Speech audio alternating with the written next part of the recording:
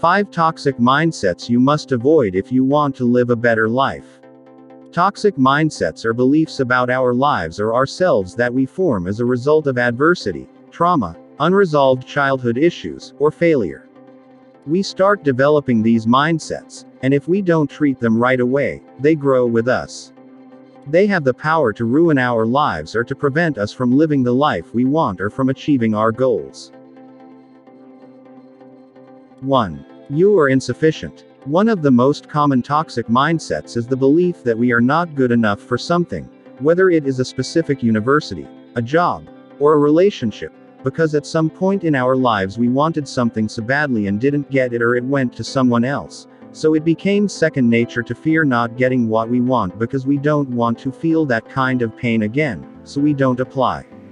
The truth is that we may not be qualified for a job we want or the right person for someone we want, but that doesn't mean we aren't good enough. It simply means that some things are meant to be ours or for us, and that we still have some work to do on our own before we are truly prepared for some experiences. The key here is not to let that mindset prevent you from trying, and you must feel worthy and deserving of whatever you desire, even if you do not receive it. To change the pattern, you must first change your mindset, even if the outcome is not what you desire. It's all about what's going on inside, not what's going on outside. 2. Everyone abandons me. Another common toxic mindset is the belief that everyone will eventually abandon you, which stems from childhood abandonment issues or the loss of a loved one at a young age.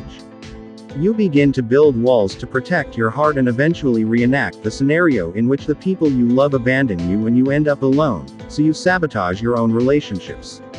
This is especially noticeable in romantic relationships, where one partner is constantly on the defensive, operating from a lack of trust and constantly feeling neglected and abandoned by their partner. To heal your abandonment issues, you must first understand how it all began and which aspects of it you are carrying into your relationships. Are you triggered because your partner did something offensive, or because this behavior reminds you of an old wound that needs to be healed? Self-awareness and introspection in your own relationships are essential for beginning to heal your abandonment issues and dispelling the belief that everyone will eventually leave you or that things will always end badly. It doesn't matter why your relationships end, as long as you know that you gave it your all and didn't let your own limiting beliefs or insecurities dictate the outcome. 3. Getting what you want necessitates a struggle. This is something we've all been trained to think.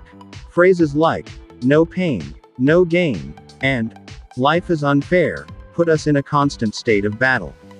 This belief may appear to be beneficial at first, but it is actually harmful since anything that comes easily to us makes us feel as if we don't deserve it because we didn't work hard for it. We are conditioned to believe that we must work hard and strive to get the life we desire. Thus, this mentality prevents us from dreaming big or following our hearts or passions.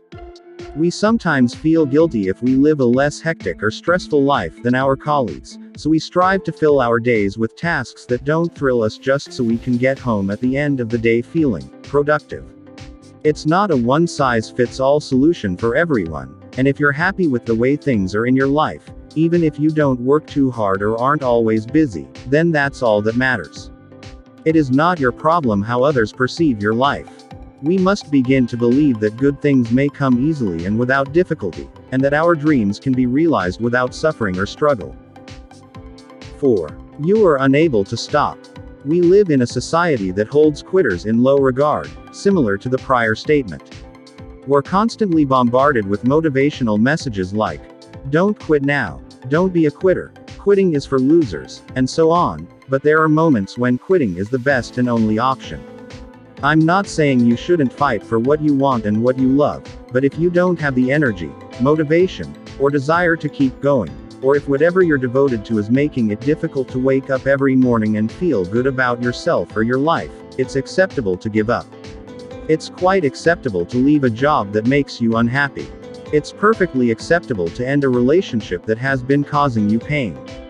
It's quite acceptable to leave a city that saps your vitality. Depending on your circumstances, staying can be more harmful than quitting. 5. You must assume the role of the bigger person. Last but not least, most of us were raised to be the bigger person, Yet it can be incredibly poisonous in some situations and with certain people who cross the line and poison our life. Being the bigger person doesn't work with everyone since some people in our lives are better off without us. Cutting ties with people or partners that consistently disrespect you or bring continual drama and troubles into your life is the only healthy option, and acting like the bigger person in these situations will just attract more toxicity and negative conditions. In some circumstances, it's necessary to be empathetic, kind, and forgiving, but you must draw the line and create boundaries with those who don't have any or who just make your life more difficult.